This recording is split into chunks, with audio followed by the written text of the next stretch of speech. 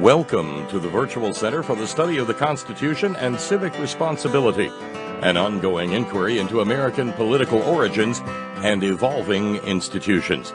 The Executive Director of the Virtual Center is Dr. Bill O'Brien. He's also your host for this continuing conversation. Here he is now, Dr. Bill O'Brien. Thank you, Bob Kincaid. Welcome to the Tuesday edition of the Virtual Center for the Study of the Constitution and Civic Responsibility. Today is the 22nd day of December. It is a Tuesday. Christmas, as all of us know, is this coming Friday.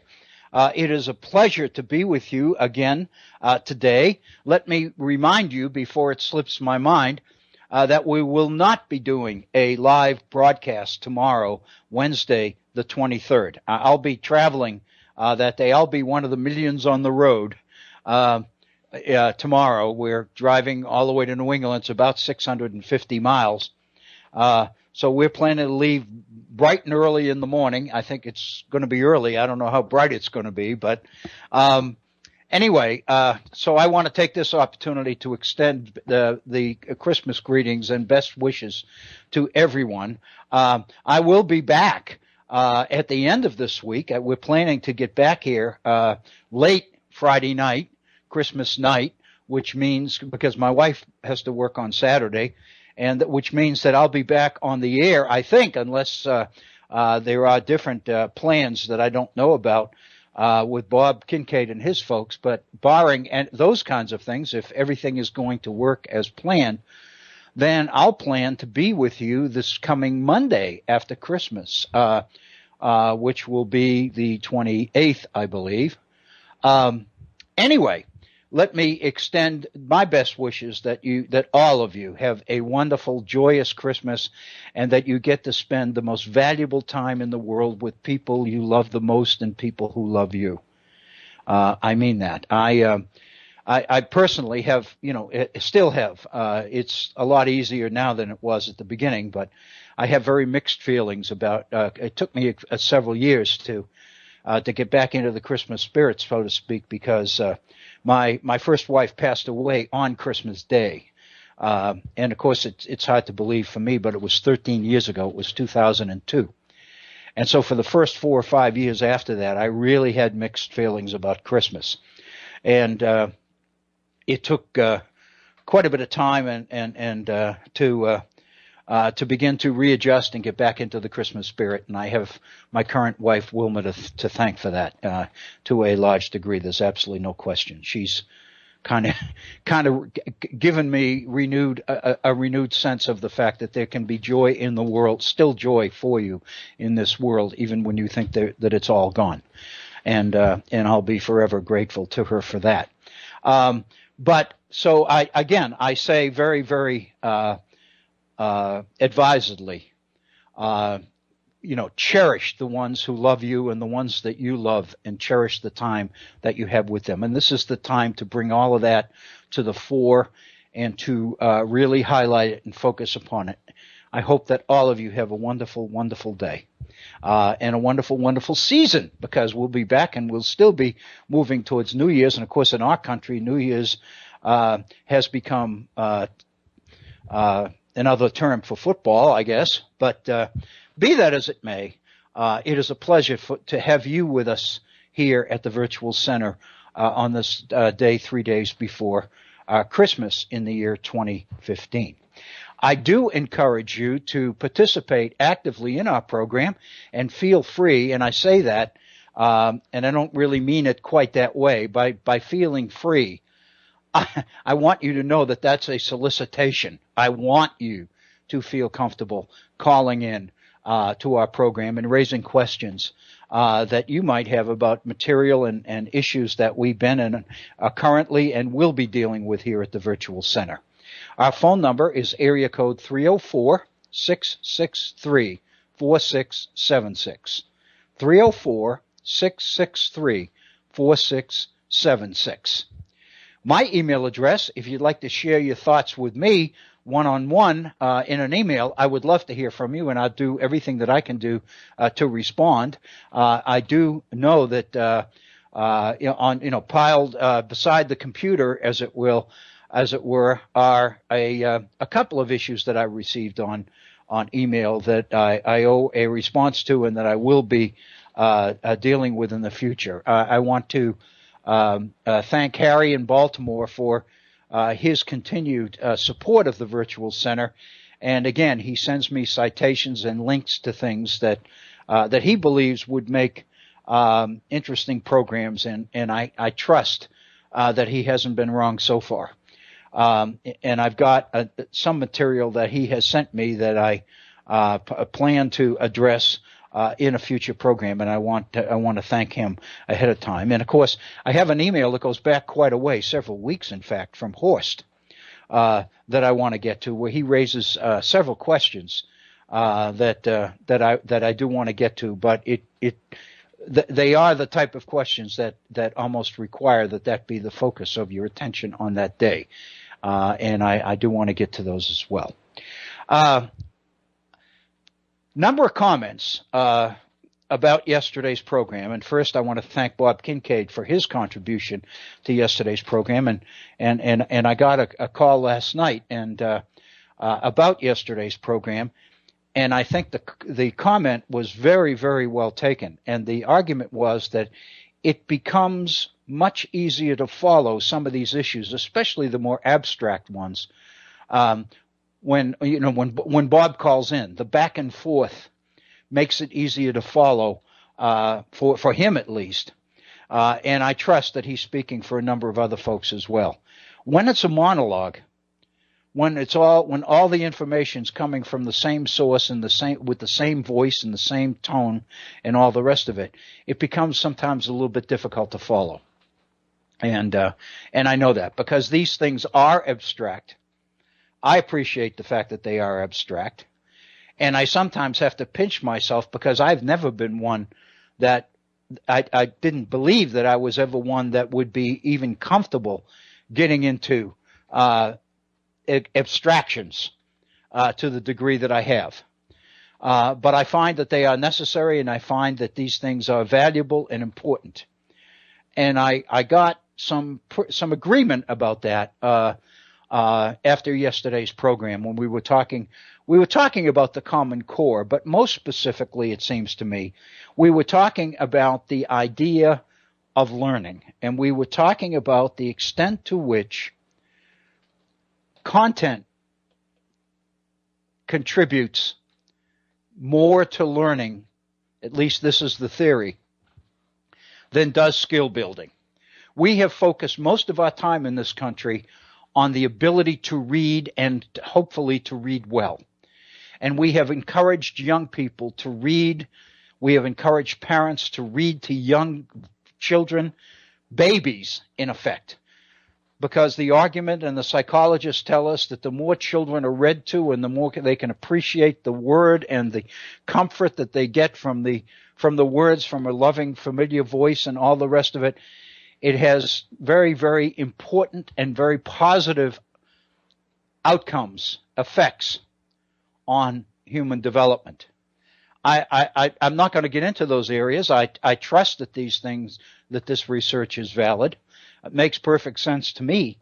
But the fact of the matter is, most of us have believed that what skill building is necessary in order to learn and learn well is generated by the ability to read. And so consequently, we spent most of our time teaching people skills and tricks and gimmicks and all the other things to read well. I don't know if many of you remember several years ago, there used to be a program on speed reading that was heavily advertised.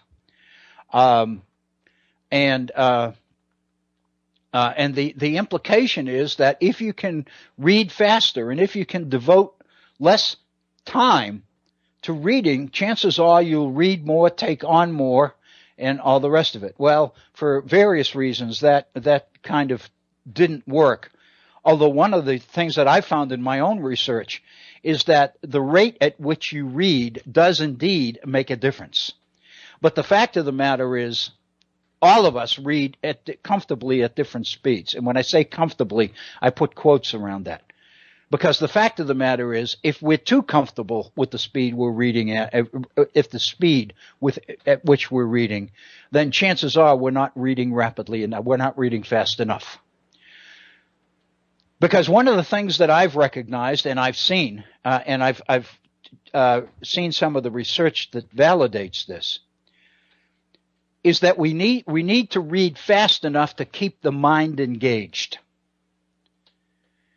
And so what happens is our eyes might be on the printed page, but if our mind has disengaged, then we find ourselves in a situation where we don't know what we've read immediately after we've read it. And so consequently, we have to go back and oftentimes and reread it. And so the challenge is to keep the mind engaged. And one of the things that will disengage the mind as rapidly as anything else is reading too slowly, so that the mind does not stay connected, stay engaged. And so the speed at which we read is important. We always need to kind of remind ourselves that we need to kick it up a little bit, or try to. If you find that you're reading so fast that you're losing track of what you're reading, then you're reading too fast, obviously. So what we're talking about is reaching, the ideal warp speed, as it will. In other words, the ideal between comprehension and speed. But the fact of the matter is, our entire education system has been built on the idea of reading, and reading well, as critical to learning. And so consequently, we've almost made good reading and passing muster, as it will, in how well we read before our education system feels comfortable giving us content to read. It seems we almost have to qualify for the right to read engaging content. And it's usually driven by how well we read. We have to be able to demonstrate that we can handle it before anybody will let us have it. What this research and what this issue that we're dealing with right now related to the Common Core suggests is that engaging content itself builds the speed and the quality of reading. In other words, it totally flips the equation, as it were. And instead of reading being the key ingredient to comprehension, comprehension turns out to become the key ingredient to how well we read. And the fact of the matter is, by reading new information, engaging new information, and going through the intellectual cognitive process of connecting the new information with information we already have, we tend to create new reading, new meaning, new knowledge.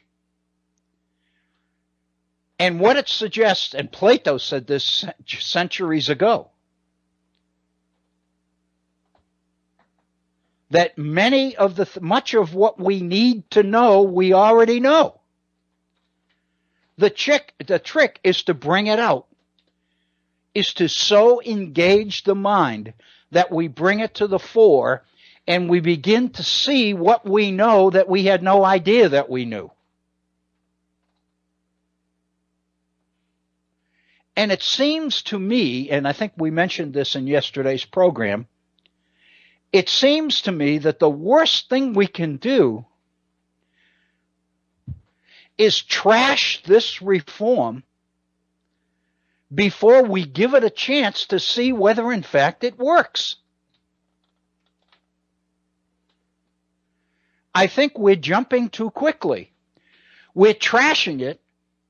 We're about to abandon it when in fact we haven't even gone through the process of understanding what it promises. And that's what our program was based on yesterday. So again, it seems to me, if you missed yesterday's program, I believe that it's quite valuable for the information that not only it presents, but the conversation and the back and forth that we have with Bob, and those of you listening who are regular listeners here at the Head On Radio Network and have been familiar with Bob Kincaid for a number of years, probably, most likely, have an inkling as to exactly how engaging and how insightful Bob is. And this particular stuff is kind of in his wheelhouse. This is the stuff that really gets him excited. I shouldn't say that because I know he's listening, but he has a lot to offer here, and I think a lot of that came out yesterday. So I would encourage those of you who might be listening that weren't able to be with us yesterday live to go check the archives for yesterday's program.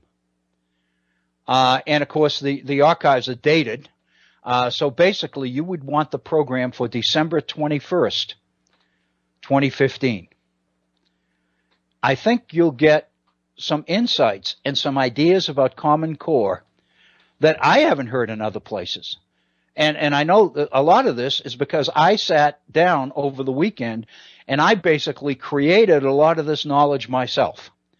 In other words, I took the quotations, I took the words, I basically put together the ideas and put them together in a way which seemed to make some sense to me, threw them out there, that generated or engaged Bob, and we took off from there. And I think we basically raised a number of issues and a number of possibilities and at least identified a degree of promise in the Common Core that I don't think people are quite aware of. And I think we may be moving too quickly to trash it. But anyway, that's what the program was about yesterday. It's about the extent to which knowledge is more common content-based than it might be skill-based. And it redefines the role of teaching and takes the teacher from the deliverer of information principally to the coach, to the person who assists and guides and directs and manages the learning process for young people until they develop or perfect the process for themselves, until they become self-learners.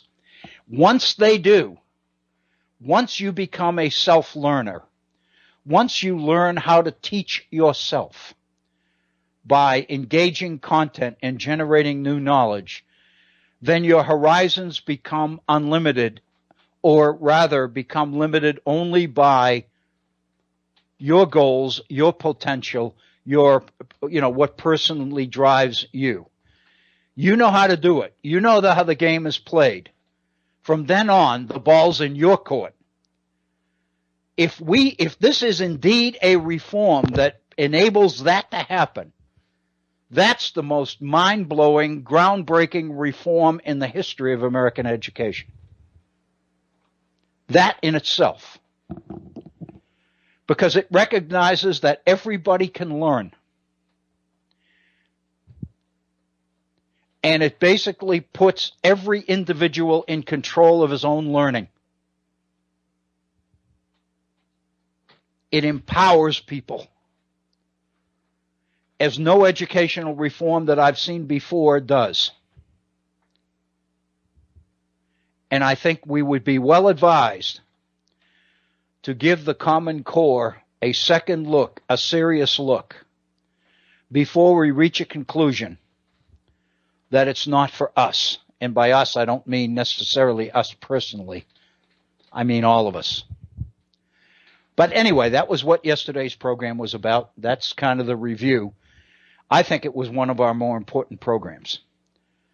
I hope you agree.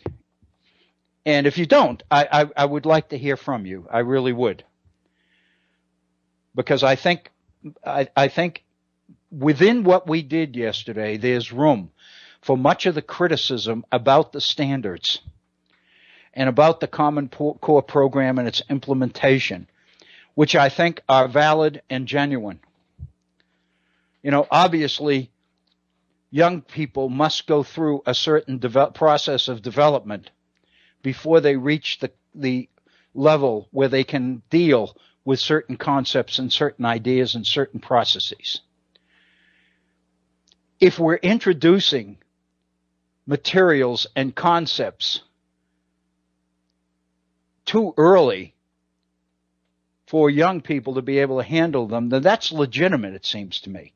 And I'm going by the email from the math teacher, the New York math teacher that we dealt with in one day last week for this, because I think that information is very valid. It's very valuable. It's one of the things we need to perfect a reform as serious and as potentially revolutionary as I believe the Common Core might be. I think the potential's there. And I think if we work with the potential, we might be able to accomplish incredible things. I'd like to be able to continue this, and again, we're 10 minutes before the top of the hour. As you know, we have an abbreviated program today, so we've already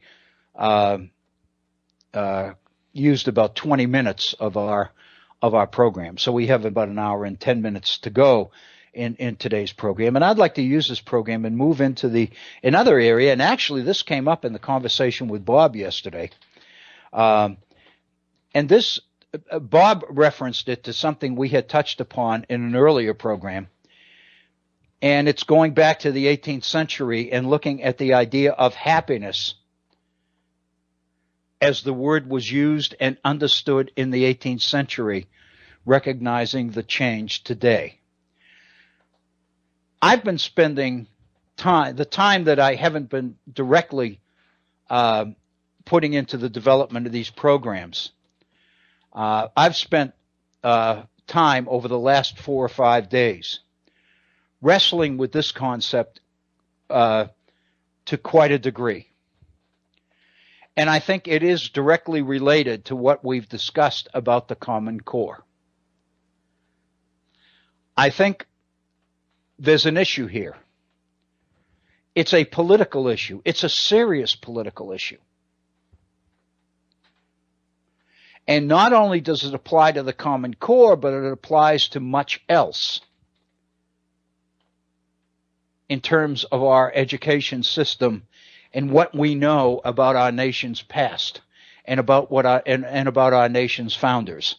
In other words, this applies directly to the mission of the Virtual Center as stated and as articulated. It goes back to something we've addressed more than once before. And this is the idea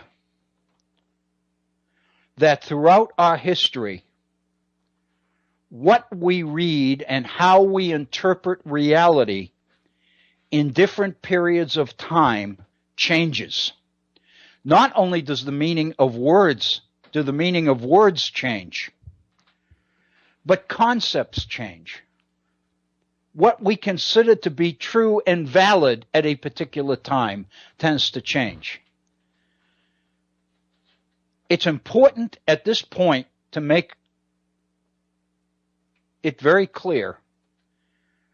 I am not saying that there are not absolute truths. I am not saying that truth is relative and that it changes as times change.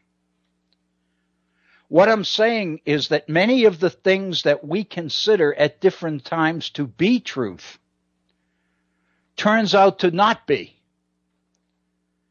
And the evidence of that is the fact that it changes. As time changes, the way we look at things changes as well. That doesn't mean that truth is not absolute. What it does mean is that things we thought were examples or definitions of truth are not, or were not. There's a difference. So I happen to be one of those people that do believe that there are absolute truths. I'm not one of these people that believes that there's no such thing as truth. And the truth is whatever the people with the power to define it at a particular point in time say truth is. I'm not going there. I don't subscribe to that. But there's one portion of it that I do subscribe to. And that is that it's the people of influence and power in these particular times that define truth, whether in fact it's truth or not. It's the people with the power and the influence and the wealth at a particular period in a nation's history that are able to drive what that society teaches young people is truth, to be truth. That's important. That's significant. It doesn't deny the absolute nature of truth. It just suggests that things that aren't truth are being presented as if they were truth. And chances are that it's being done because the people in control of the process have an agenda which demands that certain things not be questioned. And I think that's what we're into now. Let's pause for a moment before we go on there. If this is true, and I kind of ask you to kind of go along with me a little bit. If this is true, that those with influence and power are able to exert that power in order to determine or to decide what truth is at a particular point in time, what goes into our textbooks as truth, as fact, what goes into our curriculum guides, what goes into our classrooms, what is generally accepted to be truth as unquestioned truth. And the more accepted that particular thing is at a point in time, then the more it's delivered to young people as truth, which means the chances are that more and more people will accept it as truth and never question it. And that's the agenda.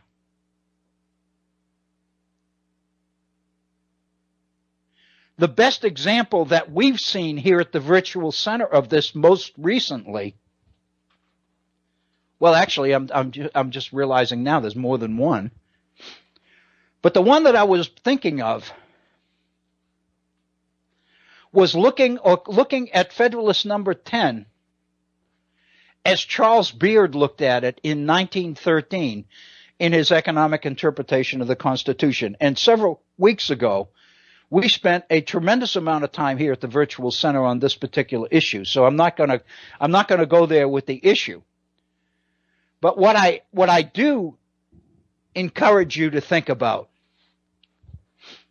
is the extent to which what Beard said about Federalist Number 10 and about these personal agendas or the self-interest of the founders, James Madison specifically, became so accepted and so prominent at the time that not only did those who subscribed to Charles Beard buy into it, but those people who tried desperately to refute Charles Beard bought into it.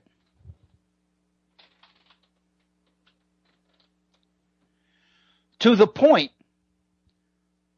that self-interest and the dark side of human nature, which drives self-interest,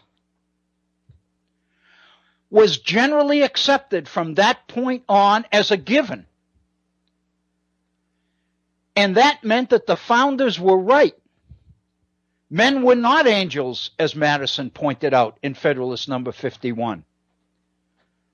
Self-interest dominated everything. Things like human character and virtue and honesty and morality and ethics and people doing the right thing because it's the right thing was fool's gold.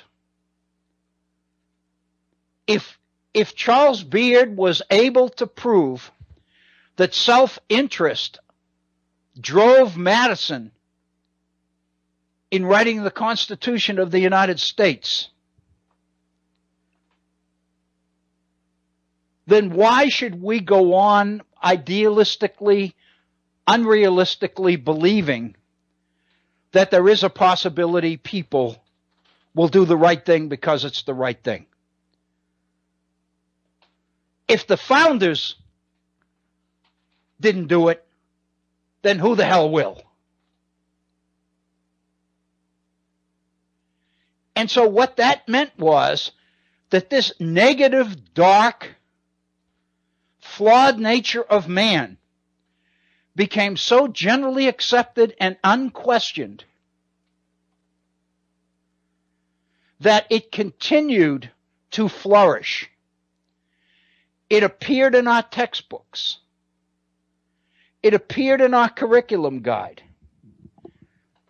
It justified the structure of the Constitution itself. It justified the idea of separation of powers and checks and balances.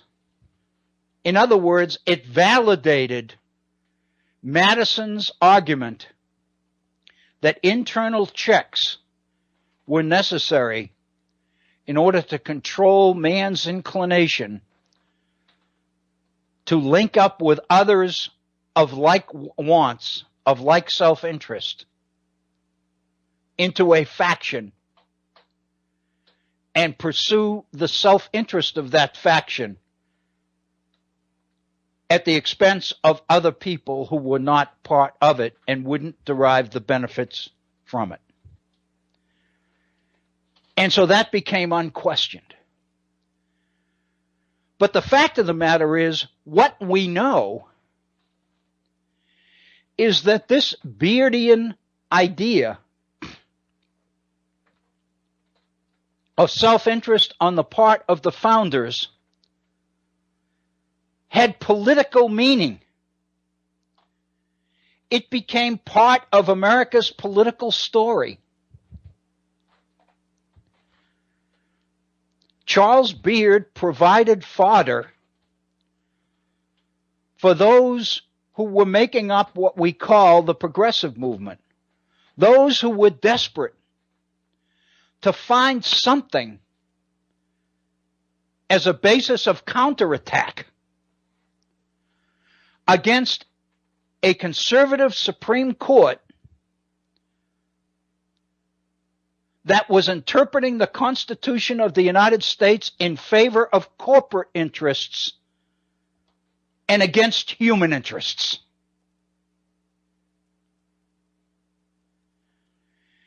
And so, in a sense, what we're led to conclude is that what has generally been accepted as truth about man's nature was in fact not truth at all. And what we've seen here on the Virtual Center is that there's all sorts of evidence that even Madison doubted the validity of this dark side. In fact, he warned us about those people who would seek to use it in order to garner power to themselves. And indeed, it turns out that's exactly what happened. That's the best example that I can use to basically suggest this idea that those with power and influence at particular times are available to use that influence to literally define a version of truth that fits their own agenda at that point in historical time.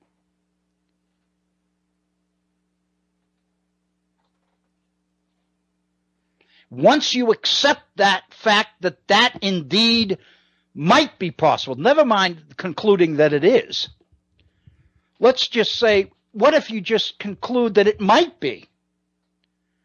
And then you go back and you look and you begin to re-examine the history of our nation with that in the back of your mind.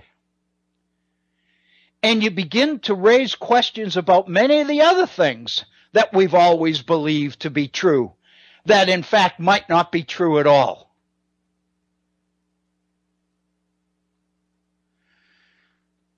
One of the best examples of change is this idea of happiness. And if you begin to look, and we've already addressed this a couple of times, so I don't think addressing the issue itself is going to take that much of our time today. But I think where the time can be most profitably spent is examining the potential reasons for this change in word definition.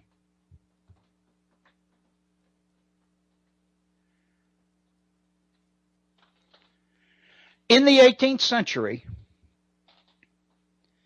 if you read the sources, the Madisons and the Jeffersons and the Washingtons and the James Wilsons and the Benjamin Franklins and the Alexander Hamiltons, and you use the word happiness as your theme, that's your key issue, then what you find if you do a search is a number of quotations where these individuals, these folks that we term our founders, looked at happiness at the time that they lived, which was in the mid and late 18th century and early 19th century. And what you find is that what they saw happiness to be is diametrically different than what we see happiness to be. And here we are 3 days before Christmas. And the word joy is on everybody's lips. It's in everybody's mailbox. It's in every advertisement in the media. It's the season of joy and happiness. But it seems like, and this is what disturbs a lot of people, it seems like our society has begun to define happiness and joy as the amount we save when we get something on sale. The joy, in part, is being able to purchase a particular item that we believe we just have to have. The real joy and happiness is getting it at half price.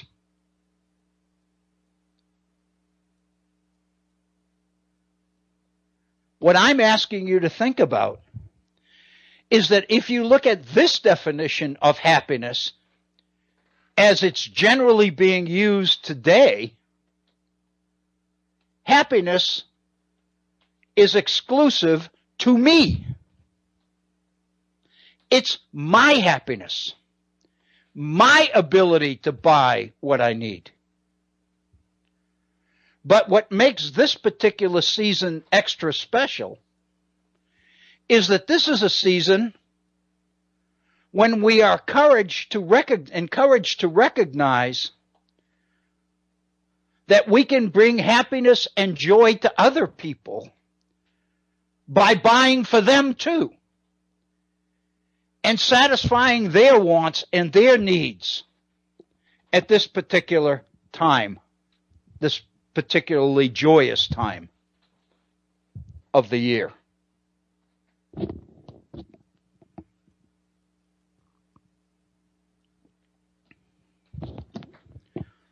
The irony is, of course, that when you look at the meaning of happiness today, it tends to focus more on the recipient than on the giver.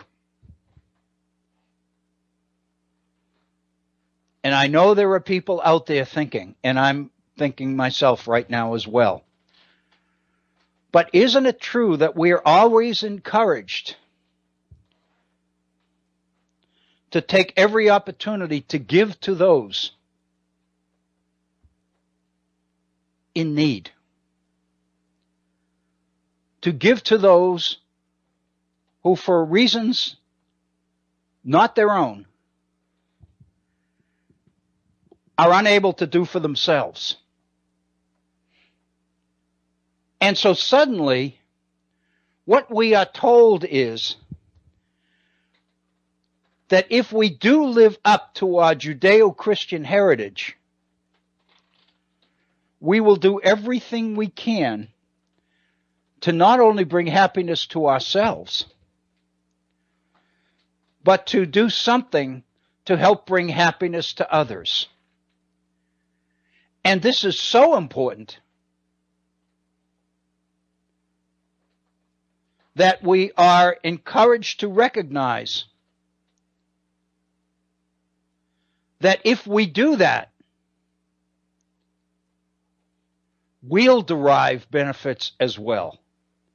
In other words, there's more joy in giving than receiving. What we find, however, that much of this perspective is driven not only by the market, not only by those who want us to spend, whether it's for ourselves or others, but also in our religion, in our religious heritage. We are encouraged to believe that kindness to others, charity, the golden rule, all of these things that we talk about that have scriptural origins become particularly pronounced during this particular joyous season.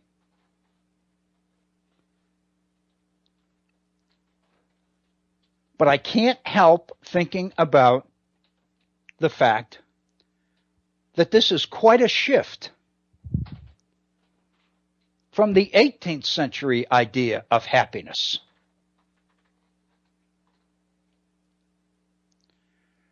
Jefferson, in the Declaration of Independence, talked about pursuit of happiness.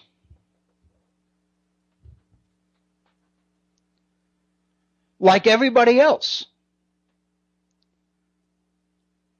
I believed that pursuit of happiness was pursuit of self-interest. I believed that pursuit of happiness was the whole basis of opportunity, was what freedom was about.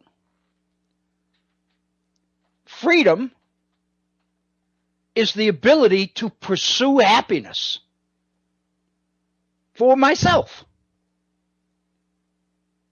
Freedom is self-interest on steroids.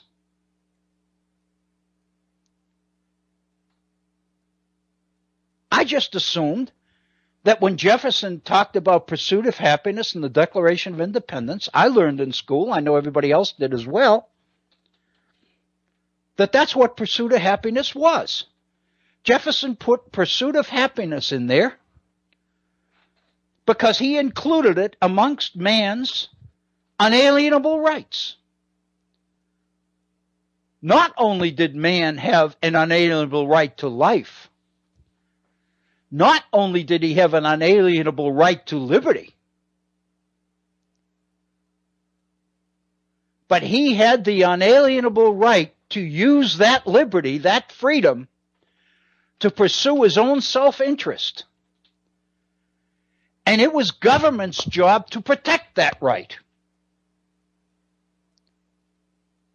And it was government's job to protect whatever came about as the result of that right. If I have an unalienable right to pursue my own self-interest, and my self-interest is to become a billionaire, and I'm successful, then it's government's responsibility to protect my billions and to protect my freedom to do with those billions whatever I choose to do. Because not only is my happiness and the freedom to pursue it a natural right, but freedom itself is a natural right. It's what life is about. But hell, it's what America's about. Isn't this what the American ethic is all about? It's what makes America great. It's opportunity. It's expanding opportunity. It's growing opportunity. In the 18th and 19th century, it was tied up with the expansion of the frontier. And the whole idea is if you end up in a situation where there doesn't seem to be any opportunity or any hope for you, in this country, unlike others, you have the freedom to pick up and move. Start again. Go west. Government will even subsidize that move with subsidized property.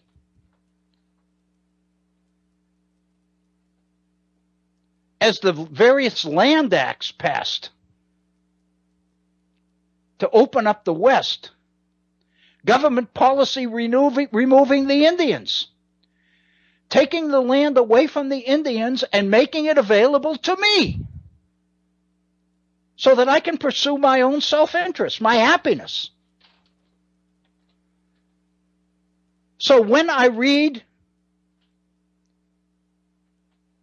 that happiness to Jefferson was really self-interest,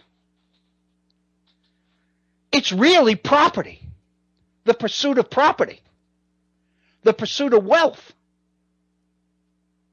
It's what America's about. This is a society built on the fact that the pursuit of self-interest, greed, is not only not a bad thing, it's a good thing.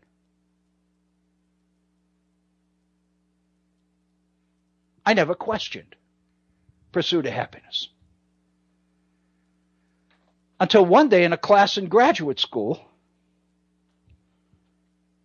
a professor, and that professor was Stanley Cutler, who passed away within the past year, and took the time to come down and help us out in a couple of our PRISM grant, history grants, the PRISM grant especially.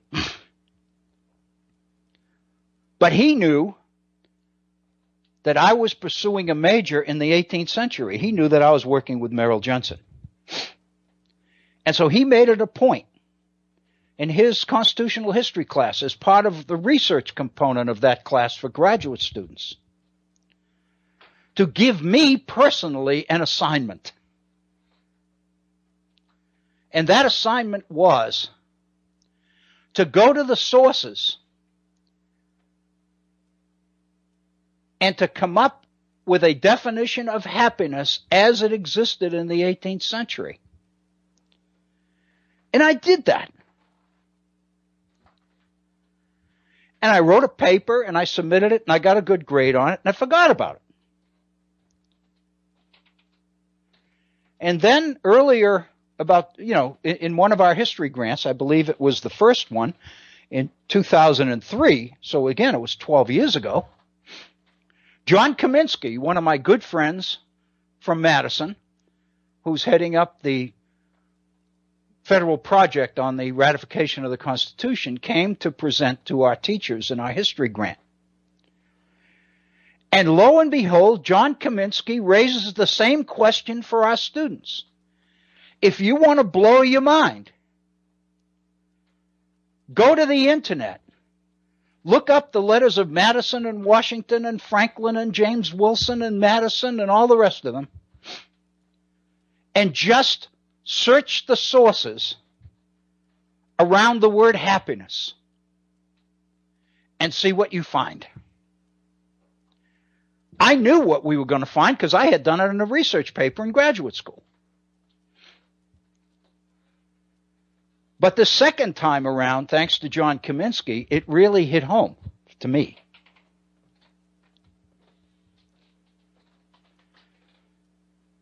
In what I found, that the definition of happiness in the 18th century focused more on the giver than the receiver.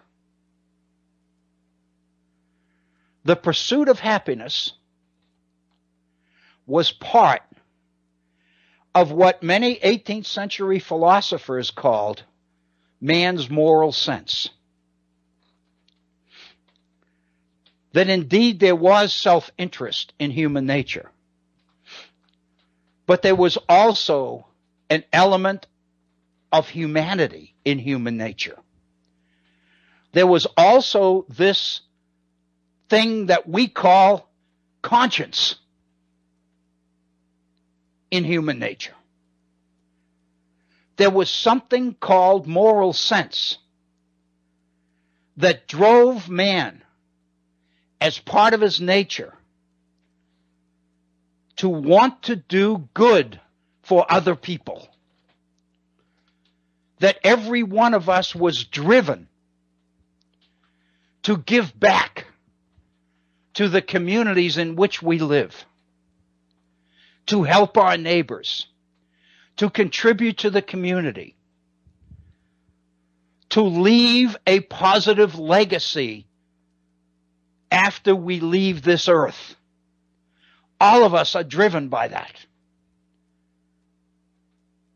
All of us are driven by this sense of doing for others, this sense of living in society. Jefferson himself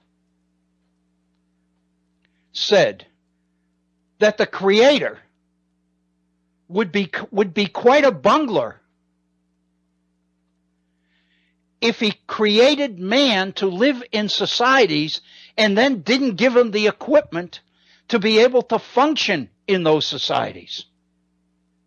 It only made sense, Jefferson said, that the Creator, who intended man to live in society with other people, gave him the character traits that enabled him to function positively in a social setting. It was part of man's nature. It's what made him tick. What that seems to mean to me is that when Jefferson used the term in 1776, pursuit of happiness, he wasn't talking about property. He wasn't talking about self-interest. He was talking about man's unalienable right to pursue the moral sense or the desire to contribute and do good that came from within all of us. It's what made human beings human. And man's had an unalienable right from God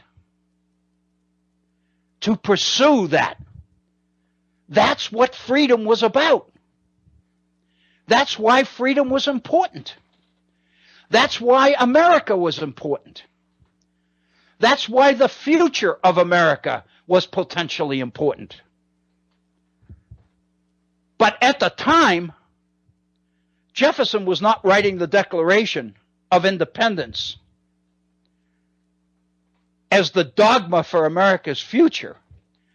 Jefferson was writing the Declaration of Independence to justify independence from Great Britain, from England. The Declaration of Independence was an explanation and justification for the right of the colonies to be independent. It was a document written in its own time for its own time. But all of us know that this idea of happiness, the pursuit of happiness, unalienable rights, the idea of equality, all of these things that are in the philosophy of the Declaration of Independence have become the nation's creed, have become the basis of what America is about. If Jefferson didn't do it, who did it? And the answer is, we know it was Abraham Lincoln.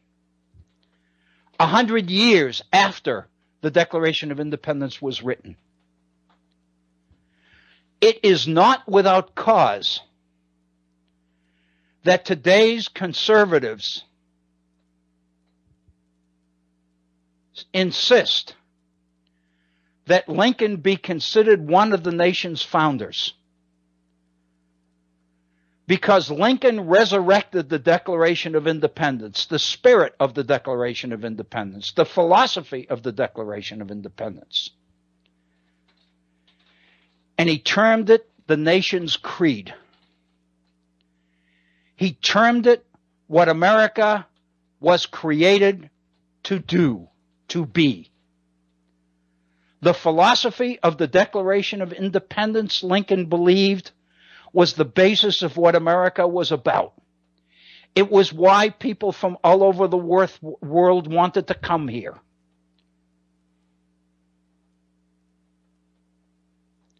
We know that Lincoln's reliance on the Declaration of Independence, on this particular aspect of it, was issue-oriented as well.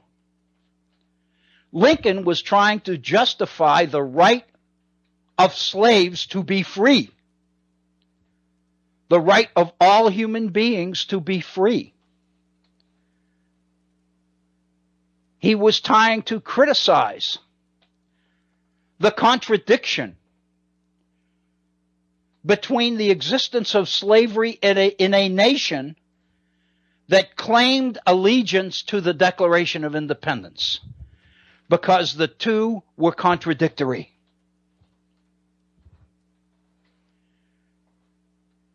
In order to make that case, Lincoln had to take the words of the Declaration of Independence from the time, the context in which they were developed, which was the 18th century, for the purposes that Jefferson had at that particular time, and move it 100 years forward to 1850s, 1860s, in order that it could be used to make the case for a particular priority at that period of time, which was the statement of principle of human dignity, and that all human beings were created with an element and a level of dignity. And once you accepted that, the institution of slavery had no place. It had no part. And it needed to be eliminated.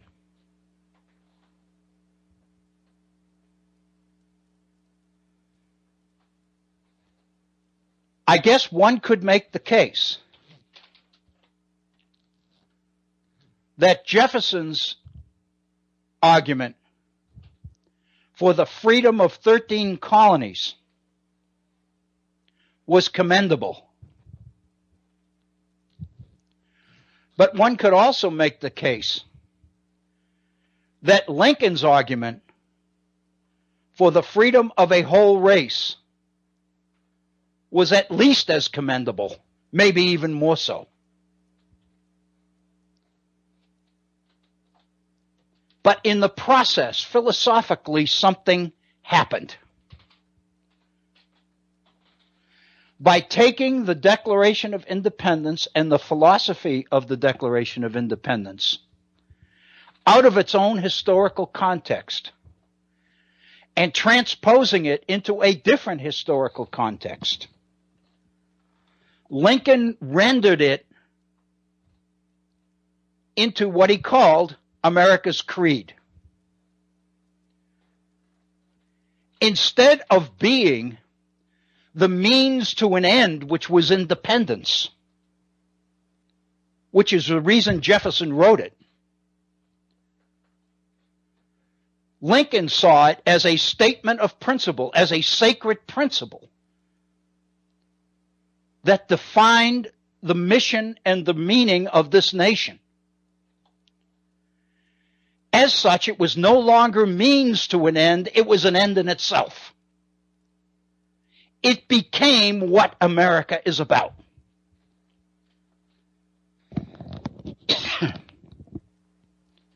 Once he did that,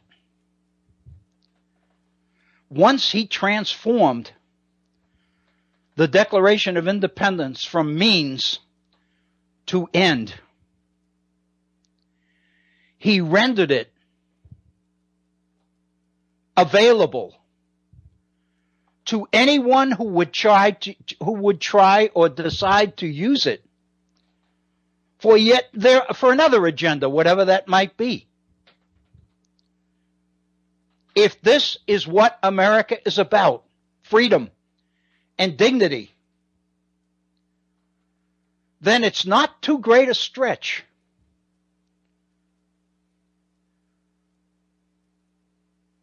for those who believe that America's economic system, which is also driven by belief in freedom, self-interest, and human dignity, and the pursuit of happiness, could focus or use the Declaration of Independence to support this goal, this agenda as well. Why not? It didn't take corporate attorneys long to recognize the value of the Declaration of Independence as creed to justify the economic system and the economic priorities of the modern corporation.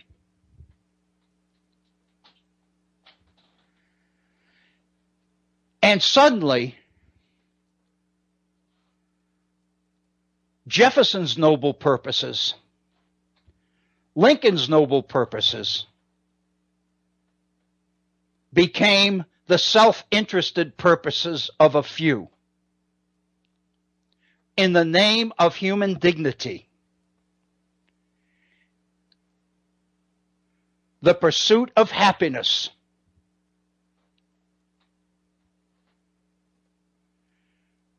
became the right of property to be immune from government regulation, because the pursuit of happiness was one of the unalienable rights that Jefferson had articulated, had defined specifically in the Declaration of Independence. Happiness was property. The pursuit of happiness was the pursuit of wealth. And the definition of happiness was the acquisition of wealth. And John Locke had defined a limited role for government to the protection of man's freedom to pursue property and to protect it from those who would seek to take it from the holder. In other words, Jefferson's Declaration of Independence had shifted from the means to independence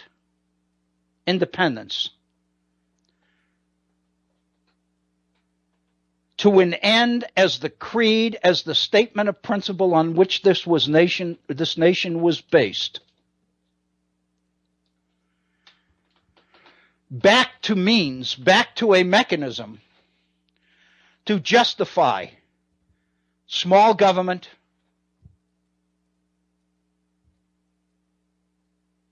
unregulated free enterprise, and the right of people to pursue and own property and have it protected. Thereby, the Declaration of Independence, I believe, had descended to a redefinition of the role of government as the agent of wealth, the agent of the propertied in this country. And the meaning of happiness as it existed in the 18th century was gone. It was lost. It had no chance.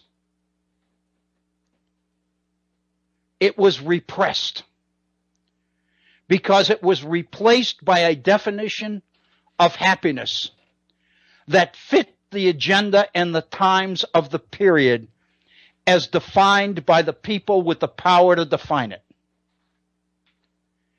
And suddenly, Jefferson's Declaration, as a statement of the right to pursue property and have it protected by a limited government who did not have the right to interfere with it or interfere with the freedom to pursue it, to use it as one would choose to use it,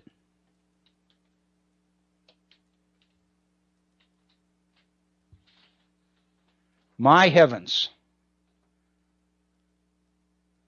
That became the definition of happiness that all of us got, that all of us learned in our textbooks, that all of our teachers told us was true. This was truth.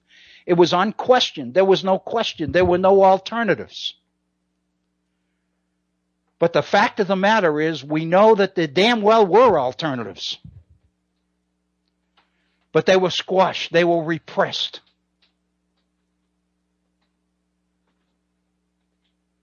The idea of happiness being man's ability to contribute to the good and the welfare and happiness of his own community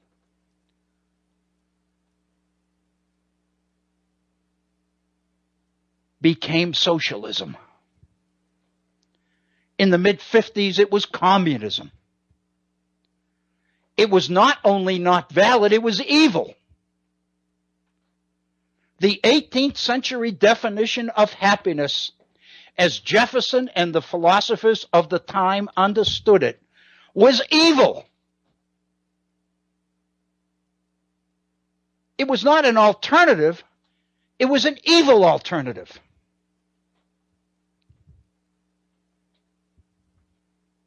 Thus, those with the power, the wealth, and the influence to define truth had done it. It appeared in our textbooks. It appeared in our curriculum guides. It's on all our standardized tests. It's what America is about.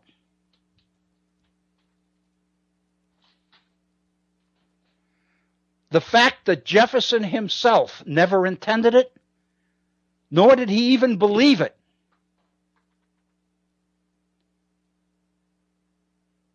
was a minor problem that never would become a problem so long as nobody ever knew that he ever thought anything else. Our education system guarantees that nobody will never know that there are alternatives.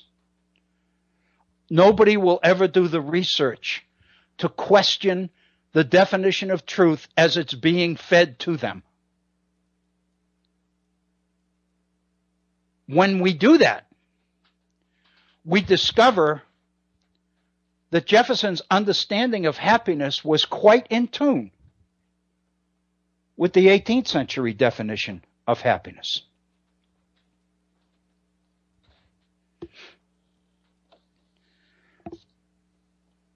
we discover as well that Jefferson believed what many of the philosophers of the 18th century believed about happiness. A couple of these quotes we've looked at before, but maybe not in this context. Henry Holmes, Lord Kames, as he's known, in his Principles of Equity, written in 1760, wrote the following: "There is a principle of benevolence in man, which prompts him to an equal pursuit of the happiness of all." Benevolence, the desire to do good for others, is part of man's makeup. It's what makes man man, Lord Kames says. Adams Ferguson, another Scottish Enlightenment philosopher, connected kindness to others with man's obligation, not his desire to, his obligation to that state of felicity which we are required to promote in the world, unquote. That state of felicity, that state of happiness, that state of well-being that all men are entitled to achieve, and that each one of us has an obligation to help bring about, to promote in the world, said Adam Ferguson. And then finally, Adam Smith. Adam Smith, Wealth of Nations, the free market, the laws of supply and demand, the hero of conservative ideologues. Adam Smith wrote in his essay on moral sentiments, quote, "All constitutions of government are valued only in proportion as they tend to promote the happiness of those who live under them," unquote. The only way to evaluate governments, the only way to understand a constitution and assess it, is by looking at the degree to which the Constitution is intended to promote the happiness of those who live under it. Not the happiness of a few, not the happiness of the wealthy, not the happiness of the powerful, but the happiness of everybody who lives under it. The public interest, the common good, the general welfare. What Adam Smith is saying is that the principal responsibility of any constitution, of any government, is to promote the welfare of all the people, not just a few people. In other words, governments, constitutions, are driven by the same definition of happiness that drives individual people. Namely, individuals have an innate need to do good for others. Governments have a responsibility to govern in ways which maximize the good to all the people who live under that government, all that that government is responsible for.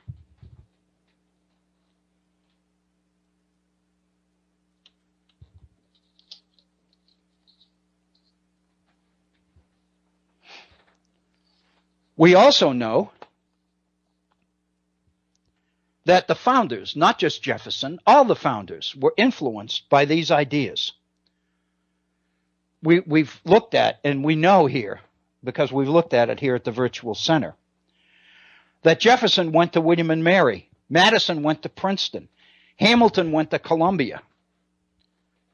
The books on moral philosophy that these people studied from were written by Hutchison, by Adam Ferguson, by Lord Keynes, by Adam Smith.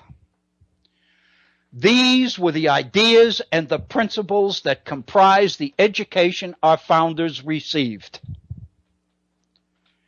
It stands to reason that when Jefferson used the term pursuit of happiness in the Declaration of Independence, he was looking at pursuit of happiness from the definition of that term that he knew, that he believed in, that he had learned to be truth, that he believed man's character, man's nature was driven to do.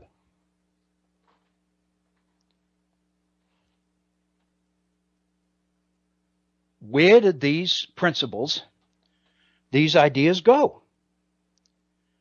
Somehow, over the years, they disappeared. Concern for community became socialism. Government's job is to protect my right to help other people if I choose to, but to not help other people if I choose to do that.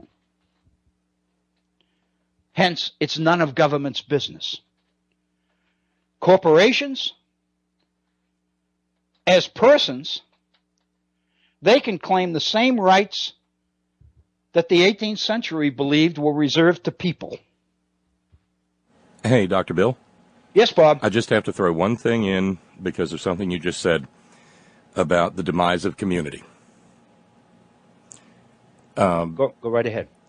Do you remember, well,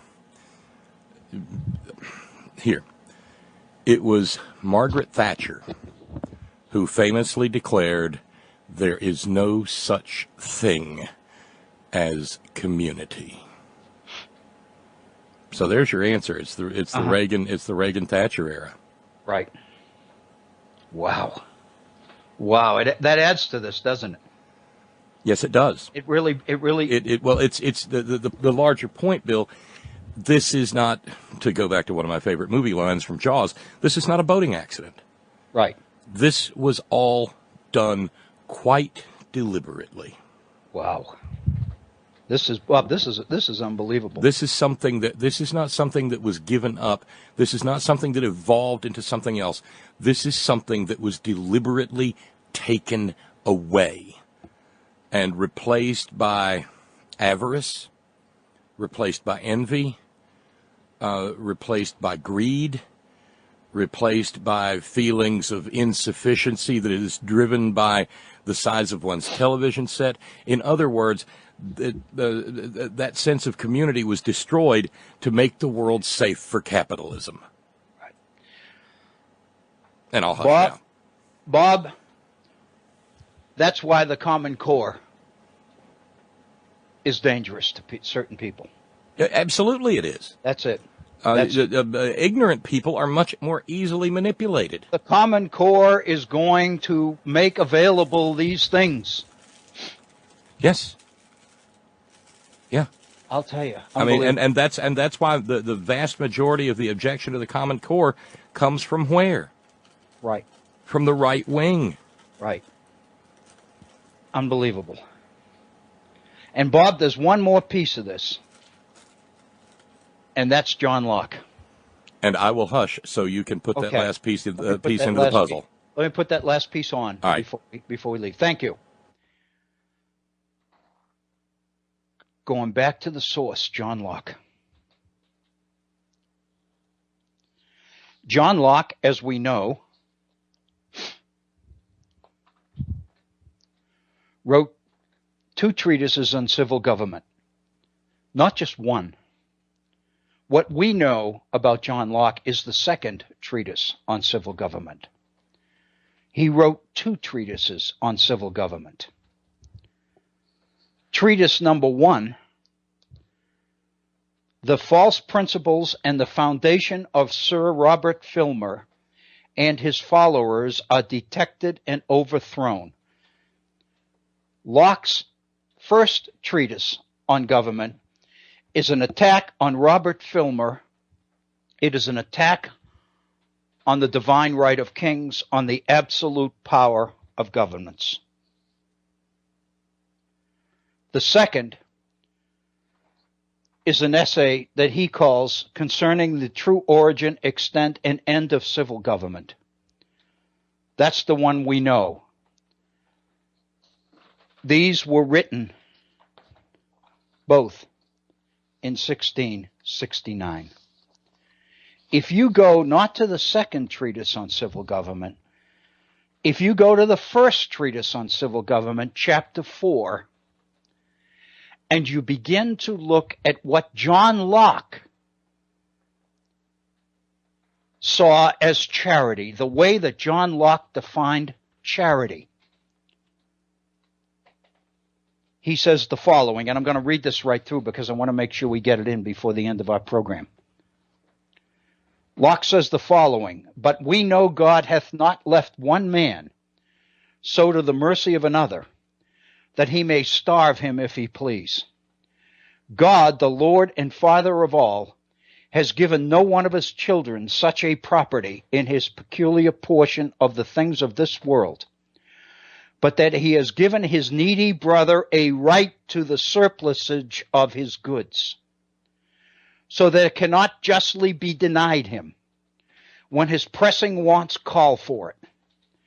And therefore no man could ever have a just power over the life of another by right of property in land or possessions, since it would always be a sin in any man of estate to let his brother perish for want of affording him relief out of his plenty. As justice gives every man a title to the product of his honest industry and the fair acquisitions of his ancestors descended to him, so charity gives every man a title to so much out of another's plenty as will keep him from extreme want, where he has no means to subsist otherwise. A man can no more justly make use of another's necessity to force him to become his vassal, by withholding that relief God requires him to afford to the wants of his brother. Translation: charity is not something that your freedom gives you the right to decide whether you will bestow it on another or whether you will not.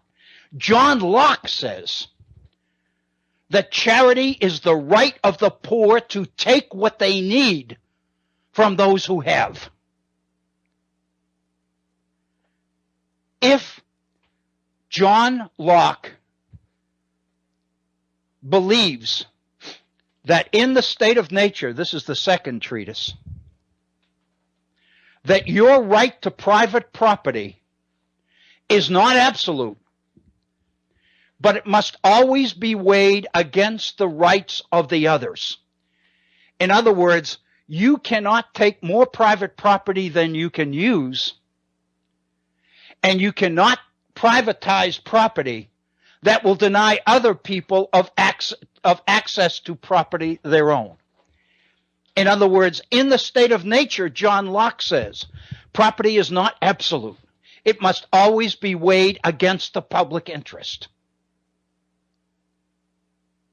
And if John Locke is defining charity as the right of the poor to take what they need from those who have more than they need, then government's power under the social contract is to manage the common good, is to regulate private property, and if necessary to redistribute that property in whatever way it chooses in order to make sure that all people can flourish. This is not socialism. This is not communism. This is John Locke. It is the John Locke that none of us have ever heard of. It is the John Locke that none of these people want us to ever know about. It is the John Locke that might surface under the Common Core. It is the John Locke that poses danger to the power of wealth and political position who have assumed the right to decide for everyone else in this day and time what is truth. It is a power that they have always had. It is a power that they insist on holding on to. And it is a power that is threatened by the Common Core. It seems to me that that says it all. I don't know about you, but I will never again read Jefferson's Declaration of Independence when he talked about man's unalienable rights to life, liberty, and property in the same way ever again. I hope that you will not either. It is 56 minutes after the hour. It's 4 minutes before the end of our program. It's a little bit early, but actually it's not early because this particular program is one that I wanted a moment or two at the end to use to extend best wishes for a Merry Christmas and happiness to all, to the family of the Head On Radio Network and the Virtual Center for the Study of the Constitution and Civic Responsibility out there. We're moving rapidly towards the end of the year 2015. We have 1 week left. When we hit New Year's, that's going to put me within 2 months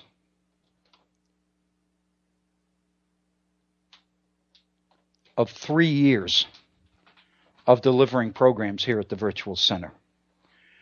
Early in March, on the 11th of March next year, we will enter our fourth year of programming. We began on March 11th, 2013. So on March 11th, 2017, we will launch into yet another year.